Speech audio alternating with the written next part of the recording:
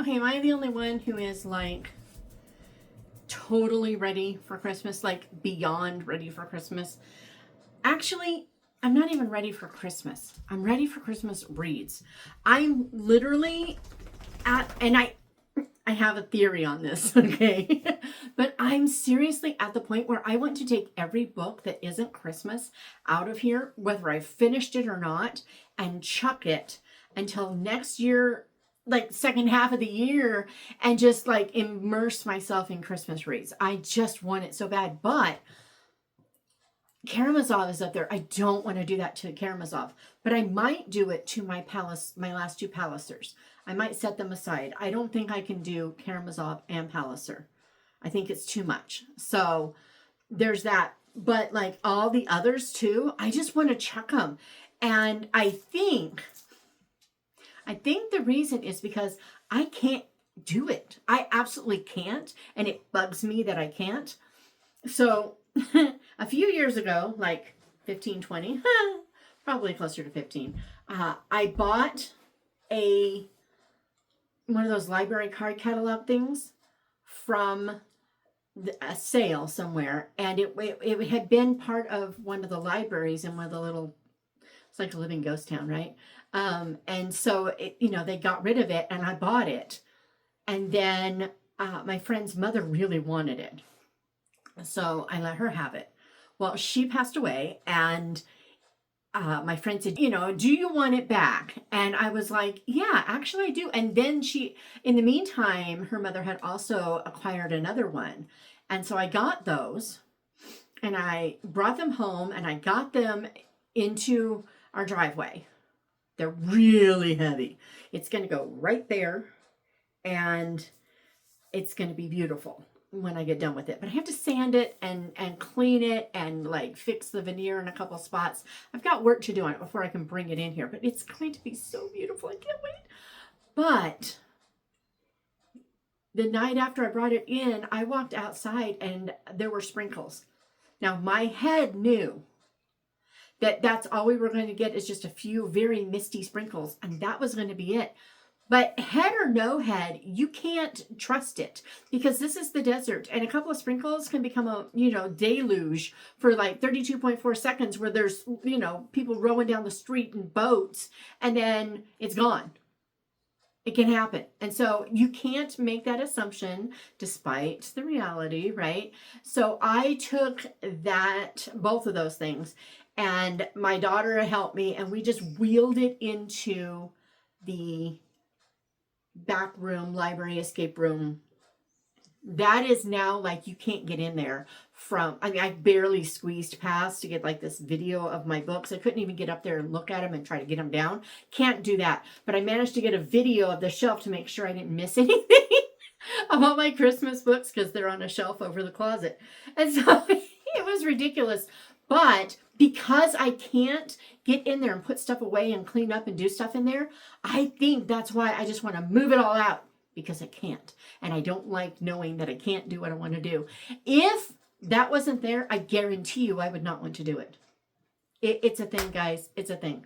But if that wasn't enough, and if my sweatshirt wasn't enough, too funny. All these booktubers are talking about this Tinsel and Tales Readathon, and it's like all the bookness and all the book stuffness, and I think that had something to do with it.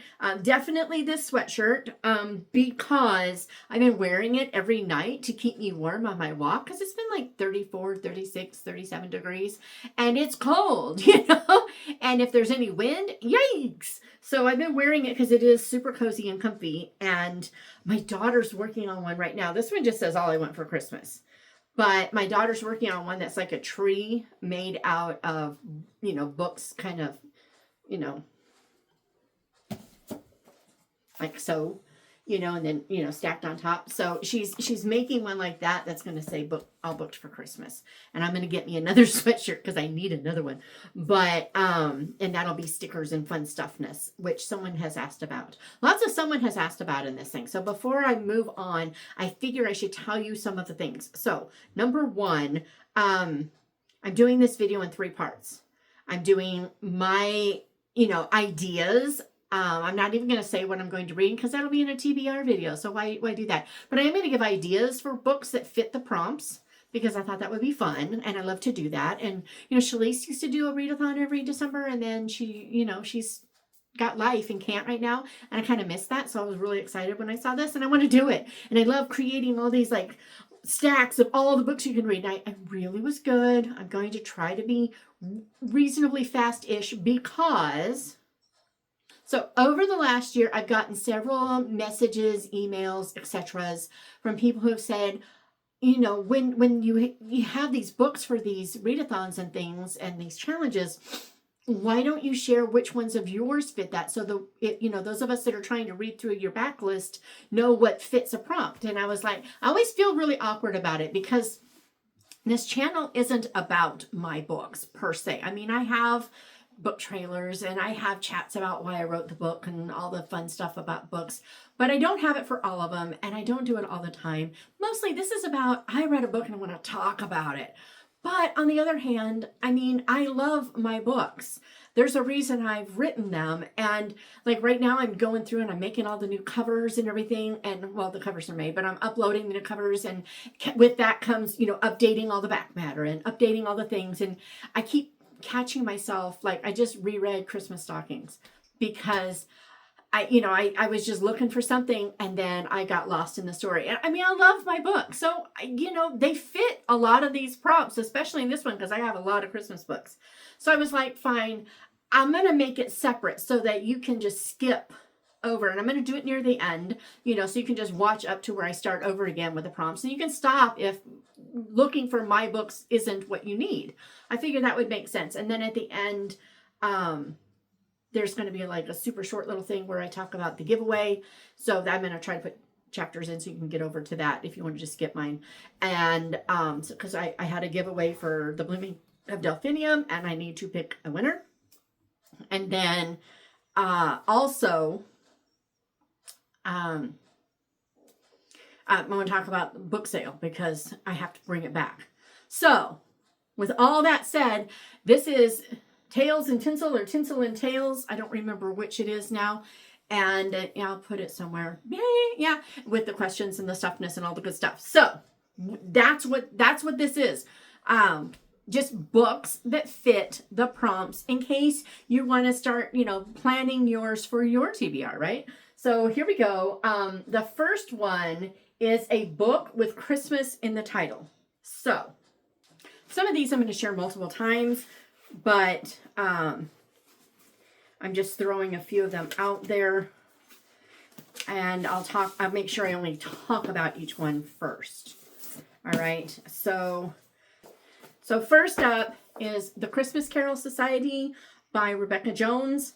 This book is so much fun. It is about a group of people who start this Christmas Carol Society and they're given assignments that require them to invest in people. And the guy the main character, he's just like, what have I gotten myself into? And so it's a lot of fun. It's super cool. And come on, A Christmas Carol. And it has Christmas in the title. Loved this book. It's one of Rebecca Jones's best, in my not so humble opinion. And then obviously, I've mentioned it recently because it came in, Waiting for Christmas by Lynn Austin. It's kind of got Miracle on 34th Street, Little Match Girl, all the things, all the, It's a Wonderful Life. It's got all those vibes in the Gilded Age, little orphan boy who swears he's not an orphan, and a housekeeper who is really good at what she's doing, which is good because this is a new wife who doesn't know how to keep a house and has never had to do that kind of work before. And just all the Christmas feels. And then super fast, I'm going to just flip through these because these all get mentioned again. So 2 Tickets to the Christmas Ball by Danita K. Paul, one of my all-time favorite Christmas books. A Christmas Carol Murder. And Christmas in the Castle Library. We will talk more about those in a bit. Okay. A book on your TBR since last Christmas. There's 2 that I decided to bring up. A Christmas Carol Murder was on last year, and this one is you got some people out caroling and all this stuffness, and then a body falls out of a window and da da da da. But yeah, so this was on last year's, and I planned to read it last year, and again didn't read anything. And then there was A Soul as Cold as Frost. I don't have the book because I can't get to it, but that one I don't know who wrote it or anything, but that one was on my list last year. And I didn't read it, and I can't even remember what it is about, but it was very wintry and Christmassy and all the fun stuffness, and I still want to read it, and I'm considering it for this Christmas. But again, I can't get to it. Let me look up and see what it's about. Okay. So this says, Merry Christmas to all, and to all a good fright. What if St. Nicholas was really a young mad trickster, and you had the one thing he wanted? What if the only person who agreed to protect you from him had a past of letting those he's meant to protect die? What if you were in the wrong place at the wrong time and you gained the ability to see a whole other world tucked into the cracks of your own?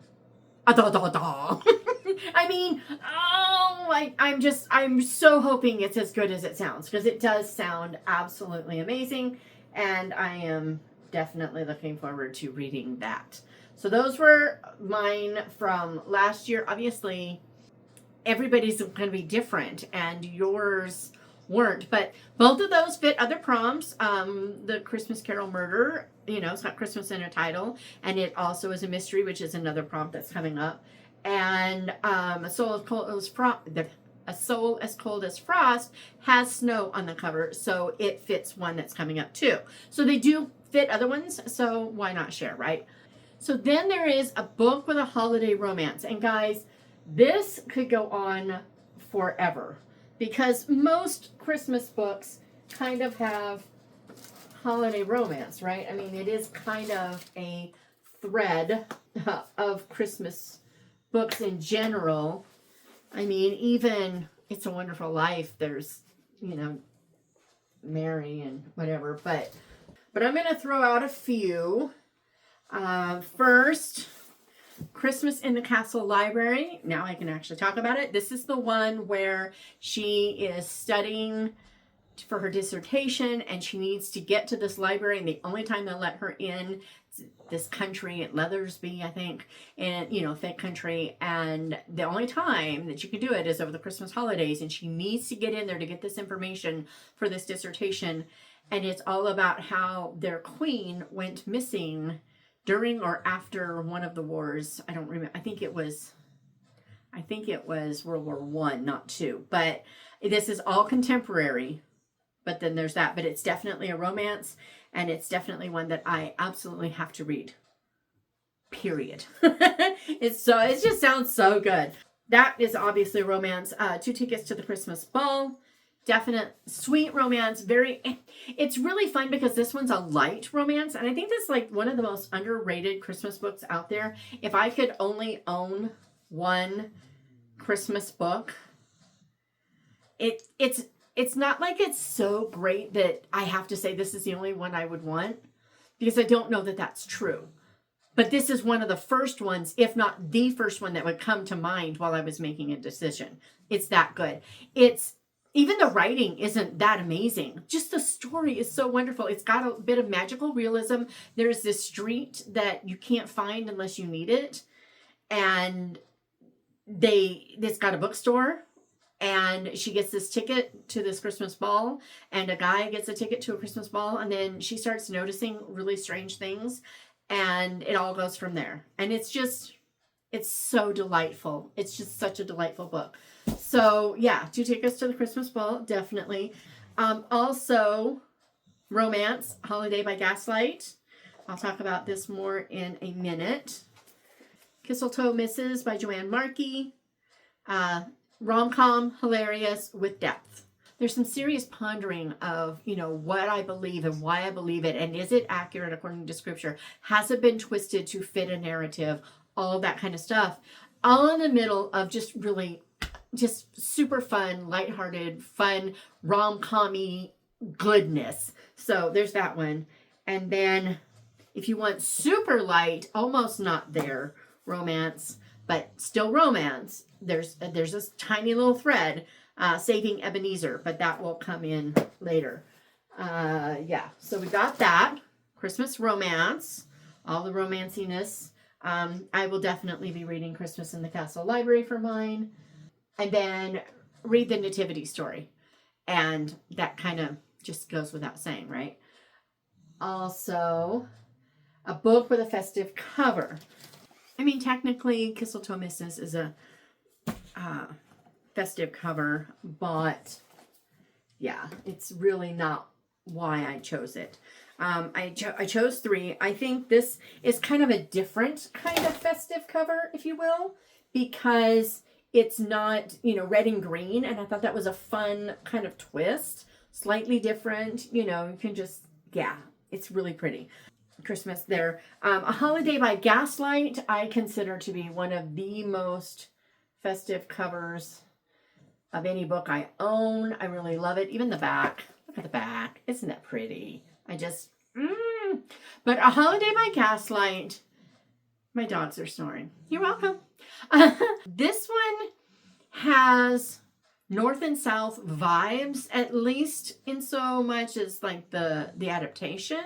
You kind of get the guy in here is a bit of a John Thornton. She is definitely a bit of a Margaret Hale with a kind of a mind of her own. And it starts off, I don't think it's a spoiler, because it starts off with her, they're engaged, and she's like, this isn't going to happen. You're not into this, so we're done. And he goes off to this house party to change her mind. And they have these really interesting conversations and all the good stuff. Now, if you love audiobooks, the guy who narrates this doesn't always sound just like Richard Armitage. He doesn't. But there are spots where if you just took that one like line or two out and separated it from the rest of the story, you would swear it was. It was so cool because most of the time he sounds a little like him maybe, but no big deal. But there were just a few spots that I was like, whoa, that sounds just like him. It was amazing. But it was really good narration. And it's a short book. It's a novella. Fast read. There are 2 things that people might have issues with. Number 1, it is written, and it is written with their slightly more cavalier attitude toward a few mild epithets. There are a few, just a few, but there are a few lighter, unacceptable in my opinion, words, and at least one irreverent use of God's name. And they don't seem to see it the same over there, which I assume is why it's in here. That's just my guess. What is interesting in here also, though, is she is really interested in the Darwinian idea of survival of the fittest. And she's fascinated by it. They have great discussions, agreeing and disagreeing. And it's not all about promoting Darwin or his theories as much as discussing them kind of in the light of scripture, really. I mean, it's kind of fascinating without turning it into a theological discussion or, anything like that. But it is something, if just hearing Darwin's name drives you nuts, then you probably don't want it, because there are a few discussions. But I found it fascinating. I loved it. And he's not exactly my favorite dude. So, for what it's worth. And then also for festive cover is Life on Maple Street, A Christmas to Remember. This is a children's chapter book. It is beautifully illustrated. I love this one so much. It's just so beautiful. Okay, but I need to read the back. One of my readers knows the author, I think, or was on the author's launch team or whatever, but because she said yes, I went and bought it. Actually, I bought 2. Step into a nostalgic tale set in the heart of a small town farming community where the warmth of family life meets the magic of childhood adventures. It's the fall of 1995, and 10-year-old Sarah Oakley is living a happy life on the quiet corner of Maple Street. Surrounded by the love of her parents and siblings, Sarah's days are filled with the rich sense of pumpkin and cinnamon, the thrill of cornfield explorations, and dreams of snowy holidays. But there's more to life than play. Each day brings new lessons in courage, faith, and the importance of family. From ice skating on frosty mornings to watching the harvest and decorating for Christmas, Sarah's journey through the seasons reveals timeless truths about friendship, growing up, and the joy of life's simple pleasures. Life on Maple Street is a heartwarming story that invites readers of all ages to reflect on their own childhood memories and the beauty of ordinary moments. And it's a short read. I mean, you've got some pretty big text, and you've got several, I think every chapter has at least one illustration. I can't wait to read it because I think I'm just going to have a blast. And I thought that that was definitely a very cool festive cover. Next up was a book with a movie adaptation. And there are so many. I mean, there's the obvious ones that are like, obviously, A Christmas Carol. That one has been made into movies. But then there are lots of Christian, that's why I wanted to do it this way. There are a lot of Christian fiction authors, Nancy Nagel, Denise Hunter, Karen Kingsbury. I don't know if Rachel Hauck has a Christmas one, though. Debbie Maycomer is a Christian author. Robin Jones Gunn, Richard Paul Evans. They all have books that were made into Christmas movies. I know Robin Jones Gunn did like Finding Father Christmas or something about Father. She had a couple of Father Christmas movies. And then Denise Hunter, I can't remember what hers. Nancy Nagel has quite a few. And Richard Paul Evans, you know, he writes very heartwarming, stirring books as well. So I have in the description a link to some gal's, I think it's her blog, and she calls herself like Hallmark Jenny or whatever. Who she just has this whole list of all of the books that she found that Hallmark turned into movies, and most of them seem to be older, so they would be the before the Great Change. And I started to look for other ones, and I was like, I don't know that we'll have that yet because there hasn't been enough time with the new channels doing things. So I went ahead and went with that because I know, that those authors. But Karen Kingsbury, I know she had The Bridge. And so there's quite a few. And actually, I think Karen Kingsbury may have had another one. I went with that because I couldn't think of anything that I actually own the book other than A Christmas Carol, and it's kind of obvious. If I could have any book turned into a movie, any Christmas book turned into a movie, I'm begging some producer, do this. It's delightful. Anyway, so there's that. So then a book with, there's another book that I forgot to share. So one that was on last year's TBR was Baby, It's Cold Outside by Susan May Warren. And it's also, it fits here. So I'll tell about it here, but it fits in the book with snow on the cover. Well, this one has snow. Saving Ebenezer has snow, which I'll tell you about in a minute. Lots of snow. But so does Baby, It's Cold Outside, which it takes place post-World War II, I believe.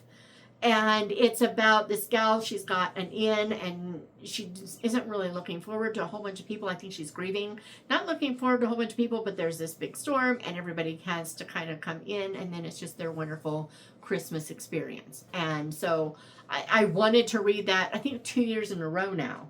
And Dad burn it, if this isn't going to be year 3, and I'm going to do it if I can ever get to it. It's like, oh, brother.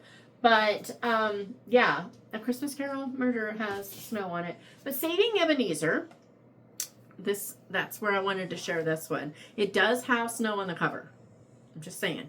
But this is the continuing saga of a man named Scrooge. And this book is, S. Daniel Smith decided that he really felt like Dickens didn't take Scrooge's change to Scrooge repents and he makes a change, but he didn't take it to a heart transformation,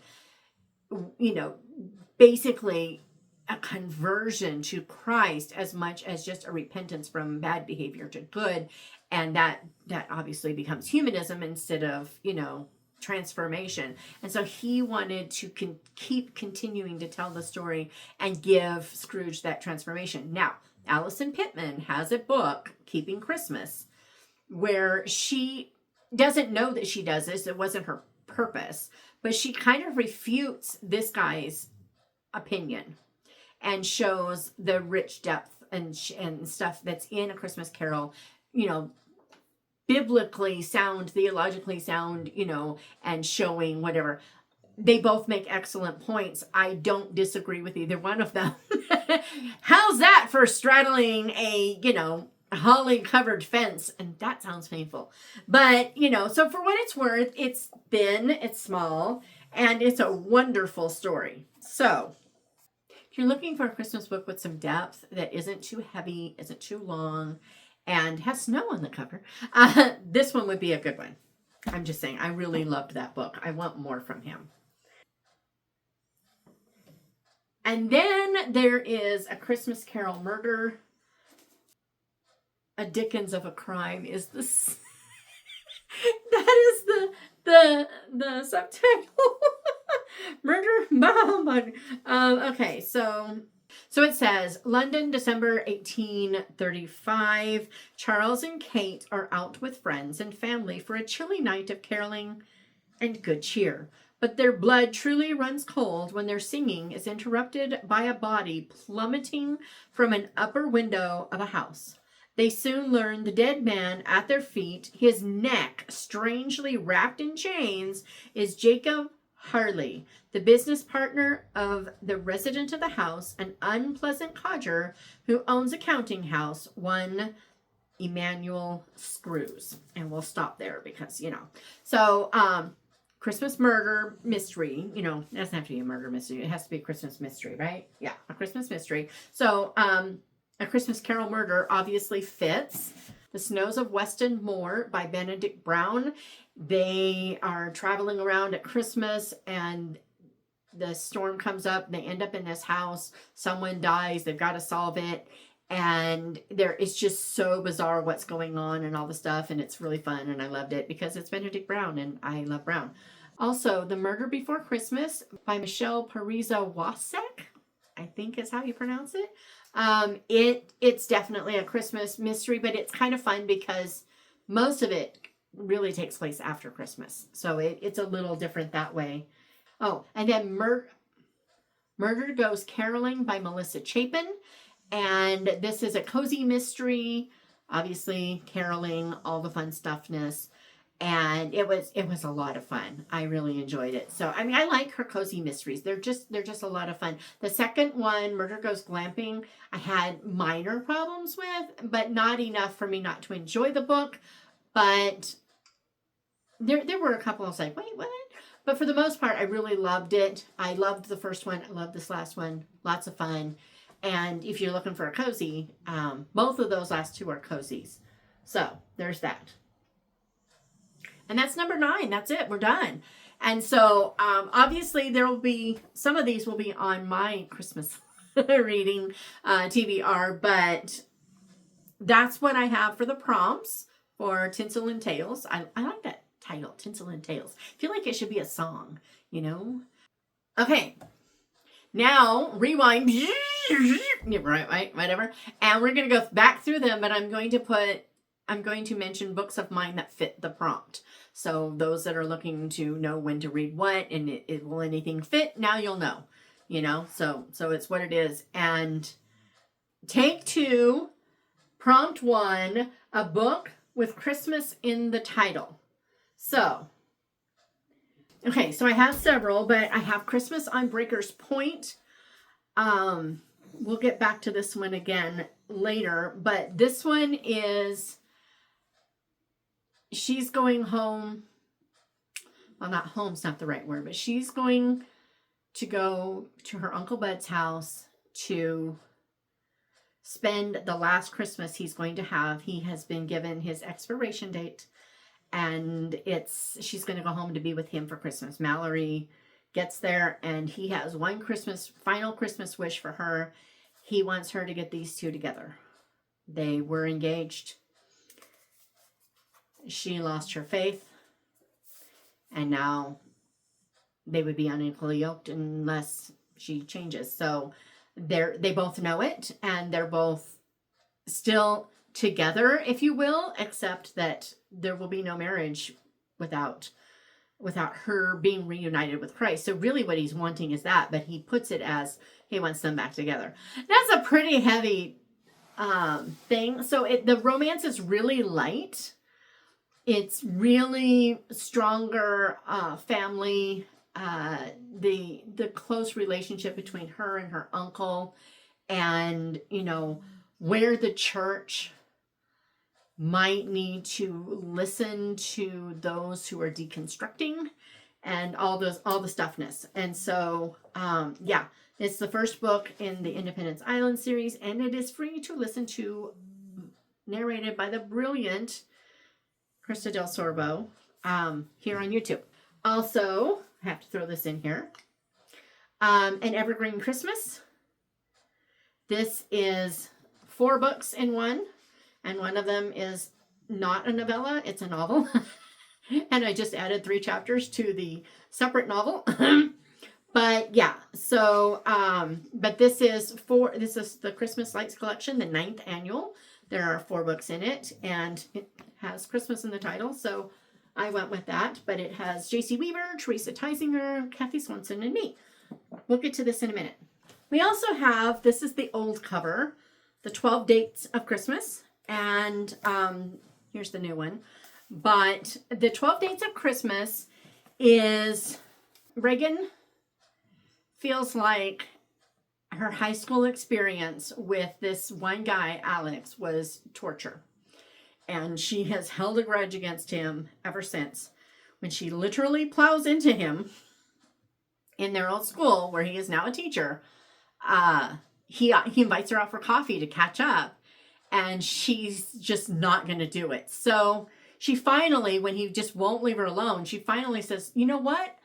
You apologize for just one of the things you did to me in high school, and I won't go out with you. He is totally clueless, but he takes that challenge, and then he issues another one. He will make an apology for as many things as he can find out that he did if she will go out with him for each one.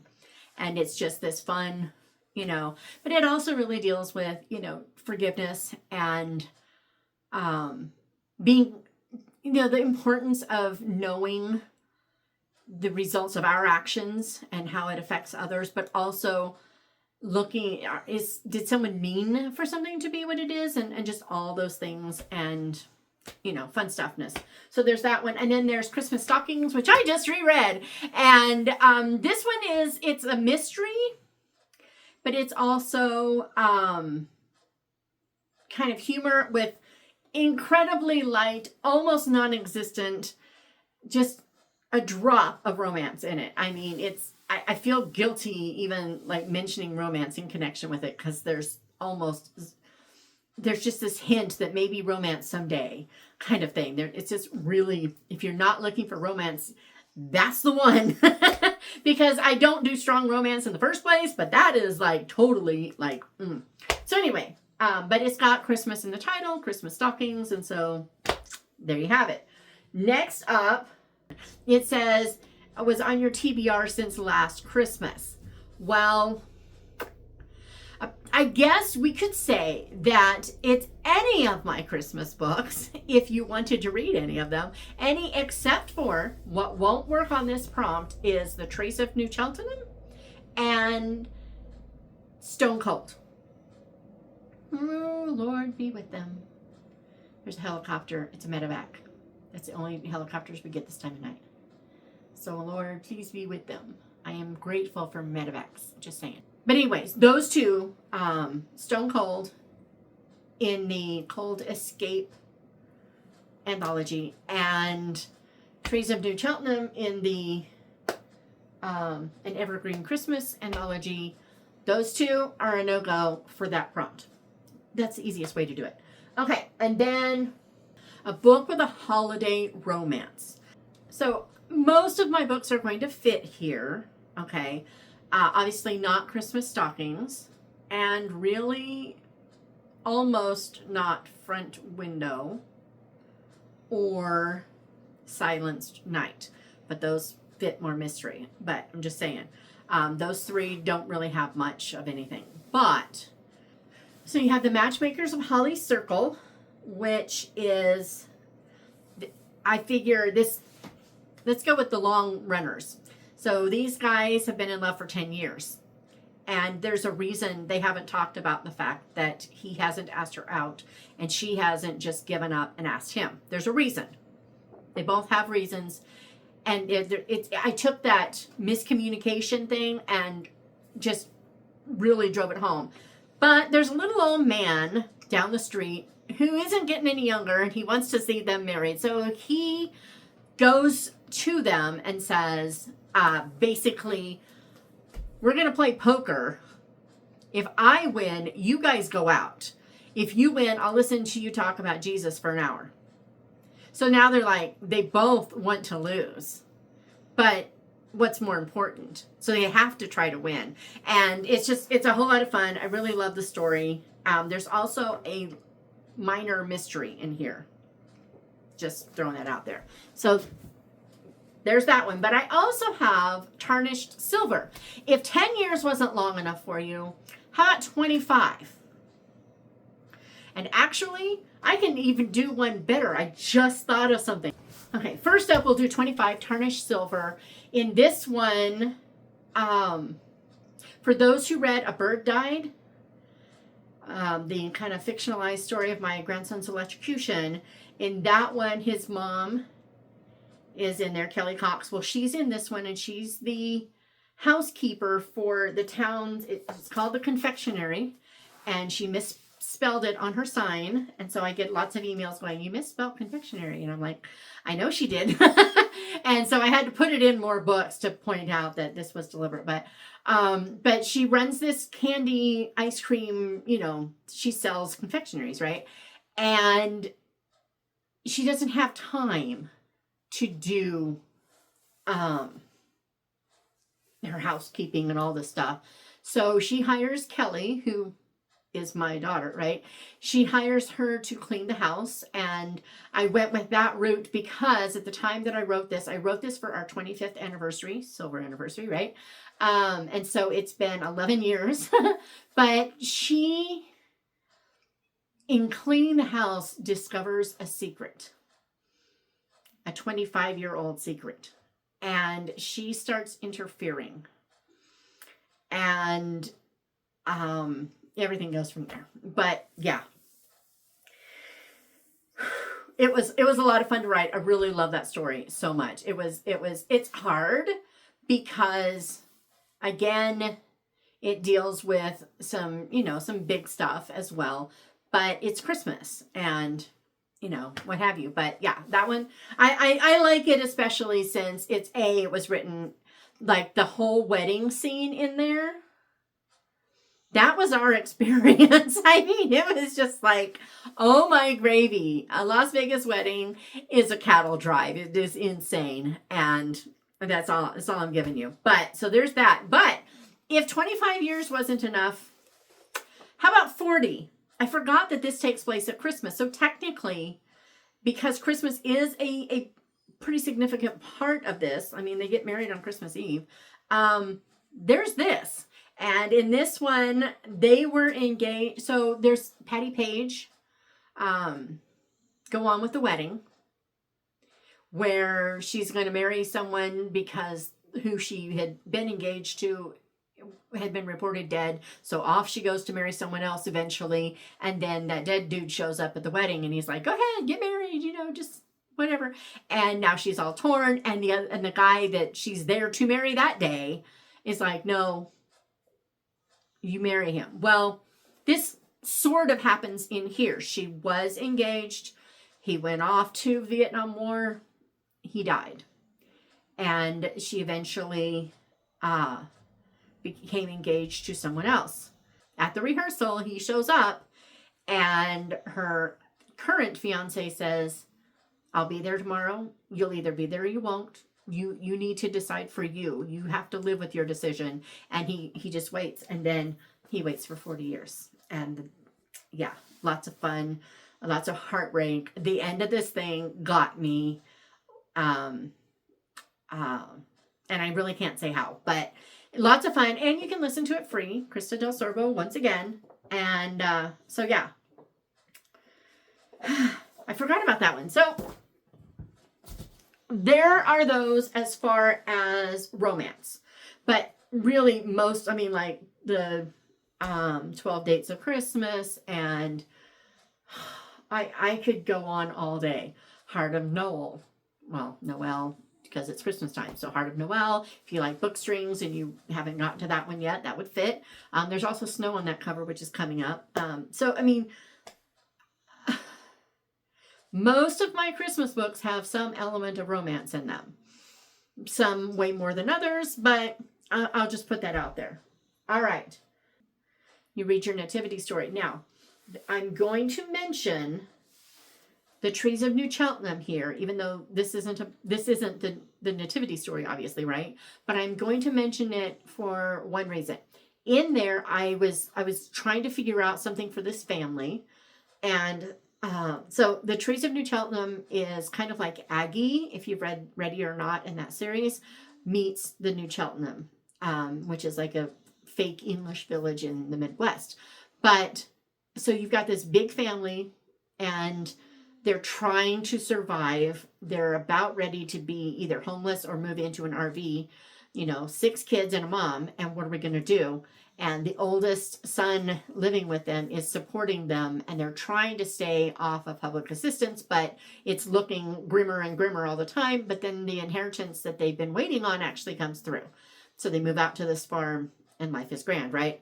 Well, on Christmas Eve in this one, when it comes time to read the Christmas story, what they did is in his family, they read most of Luke 2 on Christmas Eve, and then they read Matthew chapter 1, I think it's just chapter 1, and then the rest of Luke 2 on Christmas Day. So I'm just going to throw out there that it's a really, when I was looking to see what they could be doing that's slightly different, and I was looking at it, I was like, this is a really neat way to show the whole story. It was really fascinating, so I thought I'd mention it. Why not? We live once. Okay, so for number 5, it's a free space. Doesn't really help that, but I got the idea and I've just done it. So it'll start tomorrow. It can't start today. It was past midnight when I came up with this, but I've put 2 of my books free for a free space, right? So I put Snow-Crossed Letters, which it's inspired by a true event in my life. So during COVID, I got a message on Facebook that said, are you the Shatona that lives at this address? And I was like, she's like, I got a package today and I thought it was my son's Bible, and I ripped it open. And then I realized it wasn't what I thought it was, and it wasn't for me. She lives at my address 1 street over. And so I wrote back and I kept hitting submit and it would not go through. And I couldn't make it happen. So I sent my son over to ask if he could have it. And, he's got a driver's license with his, the address on it, and nobody's there. So it didn't do him any good. Eventually, she sent it back through the mail. It came to my house and all was well, right? Well, like the next week or the week after, it was really close. And she had put on there, COVID is, even the mail's got COVID or something like that. I don't remember. There was some sort of joke about COVID. And then 2 weeks later, I got a package with her name on it. And so it's like our same address, but for some reason they were having trouble with these streets, and they're very different streets. I mean, it's like, come on. But so I just wrote on it. Yeah, it's like, now it's got Alzheimer's, and I dropped it off at her porch, but I couldn't stop thinking about it. I was like, this will be interesting. You know, what if two people met because of a mail mix-up? And so I wrote this story for Christmas, and, you know, snow-crossed letters. You know, she gets a book in the mail, and she thinks it's her romance, and it's not, and she's not really happy. And one of the things that I love so much about snow-crossed letters is she sings in parodies. So she like rewrites all the Christmas tunes to be parodies for whatever's going on right at the moment. It was so much fun to write those. I just had a blast with it. So that is free starting Friday through Monday. So just saying. Okay. Also, I put Morse code, Santa's secret reveal. And aren't the illustrations just adorable? I just love them so much. This gal, she was amazing. Isn't he just the cutest thing ever? But so Morse code is the story of this is not Christian fiction. It's Klein, obviously, but this is a very bratty little kid who discovers a secret in C. Clement Moore's Night Before Christmas, and he decides he's going to kidnap Santa and get all the presents for himself. And I will give you a secret to, this is one of the illustrations. I hope it shows up. And then, but there, it's not just about this kid. And so here's him with his grandpa. I was like, whoa. But it's not just about him trying to get the toys and things not working out how he thought. It also goes to the North Pole, where his, you know, Mrs. Claus, Mary Claus, and the elves are battling against Santa's cousin, who wants to take over and stop the whole Christmas nonsense. And so there are Christian values in it, you know, things like not being greedy and all the stuff. But this is not, there's no Jesus in this book. Because of that, I don't usually talk too much about it. I wrote it because it was driving me crazy when I found that line in The Night Before Christmas.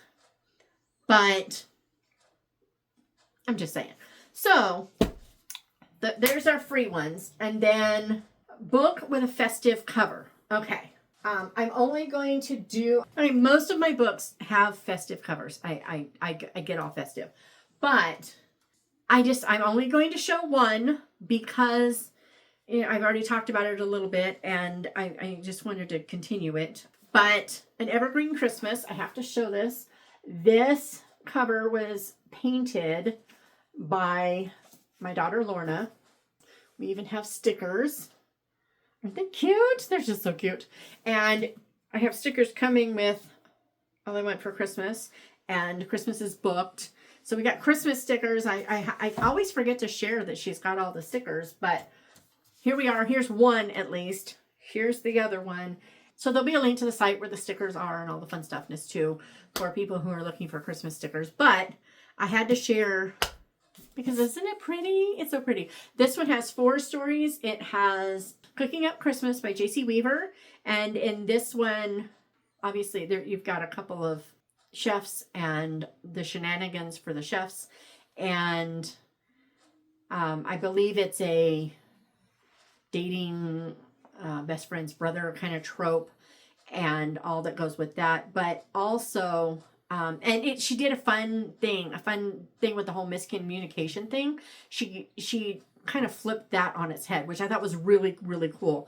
And then A Gold Fashioned Christmas by Kathy Swanson. I just read that one. It was really, really, really fun. And in that one, we have a miscommunication sort of kind of thing, but it was different. But what I thought was the most unique and what she did in there, I loved it because, you know, Christmas, you don't want tons of conflict, but you have to have conflict, right? She did a really fun thing with the conflict and the tension in this book so that it's not what you expect from a romance. You know, couple gets together, they have a problem, they break up, they resolve, they get back together. I mean, that's kind of the formula.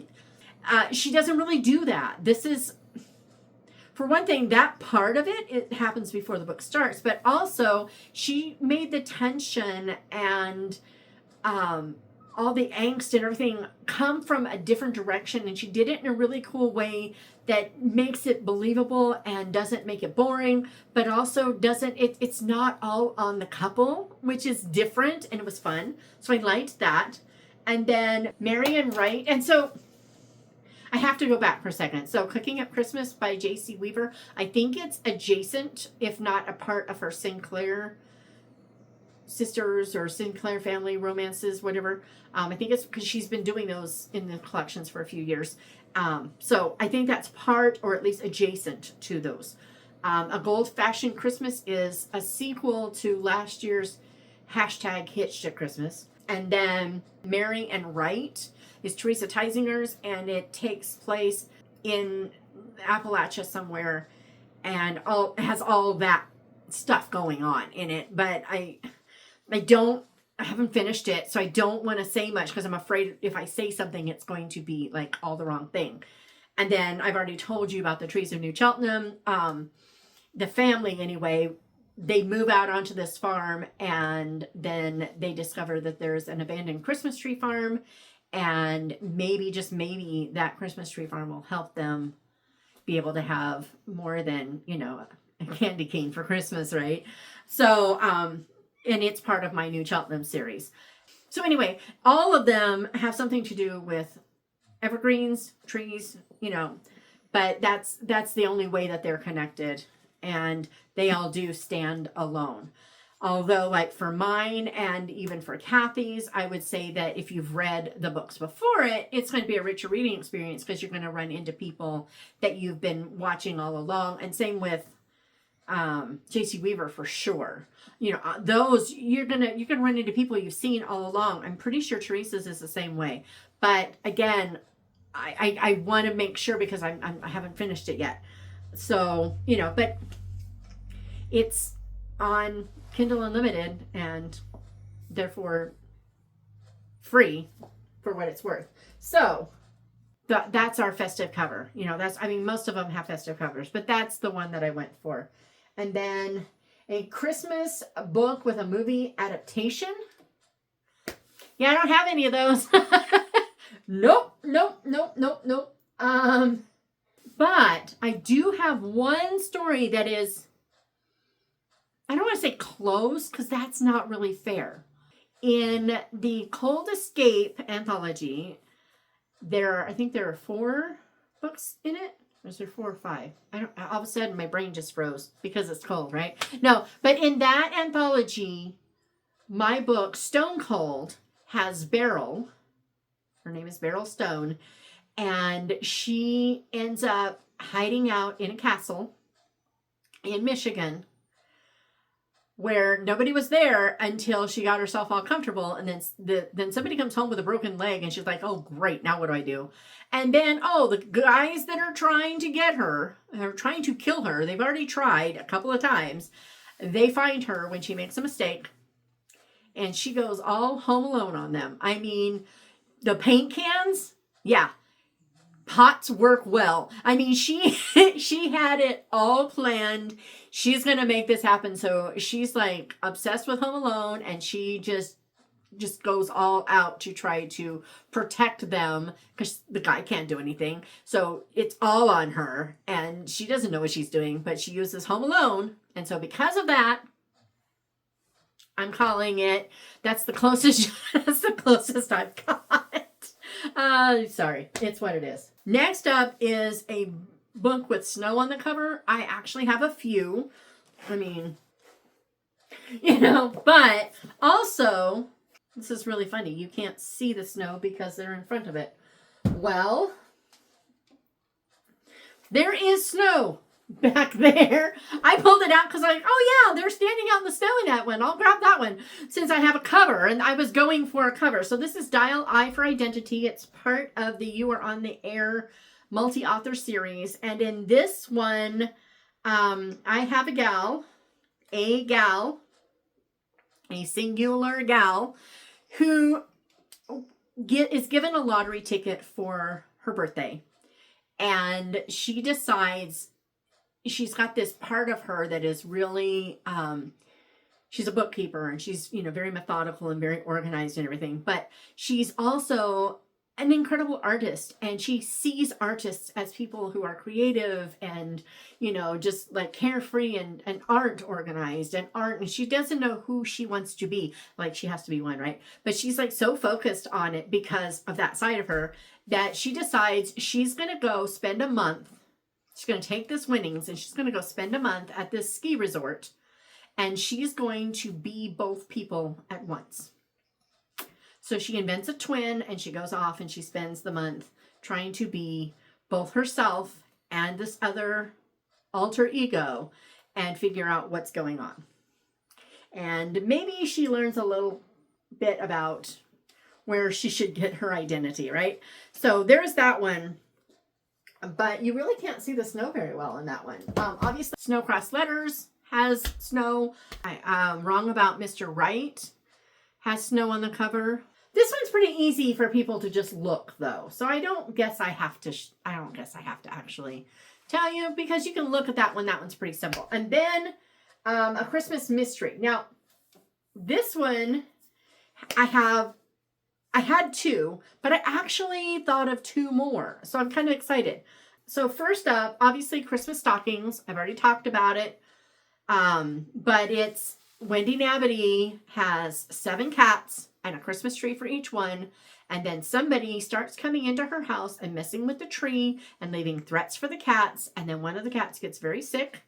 And she doesn't know who's trying to get her cats, but she wants it stopped, and she wants it stopped now. Can't imagine why. And so it's like, who's doing what and how and all the things. So there's that one.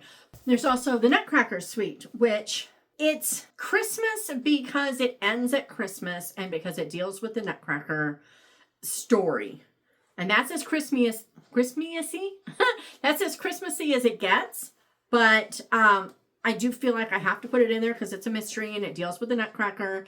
And it takes place, at the end, at Christmas, etc. So there's that.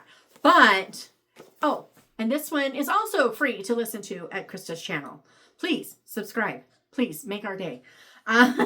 Just don't hit the bell and then they won't bug you. I'm just putting that out there. But, so yeah, the Nutcracker Suite. Also, I have Silenced Night, which is book 5. It's a novella. It's not a full-length novel. It's a novella. Christmas novella. It's book 5 in the Hartfield mysteries. And a guy is killed in his overly decorated Christmas yard. He and his wife had a big fight in front of the world, and so she's looking guilty, and they got to find out who did it. Now, this is where things get interesting, because once I was talking about that, I realized, oh my gravy. Also, book 4 in that series, Front Window, takes place at Christmas, has a lot of Christmas stuff in it, and it is a woman who has moved into a retirement community.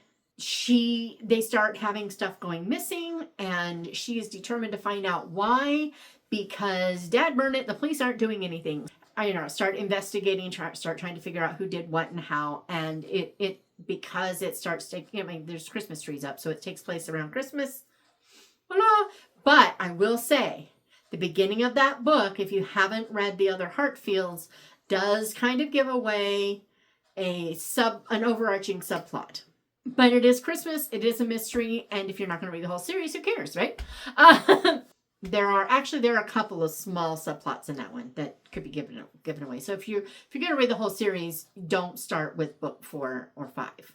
Go start with 1 and just skip those. But I had to share it because it's a mystery. So those are my tales and tinsels that work with my books. Most of my books are going to work for most of these prompts, but if you want specific ones, there's some options.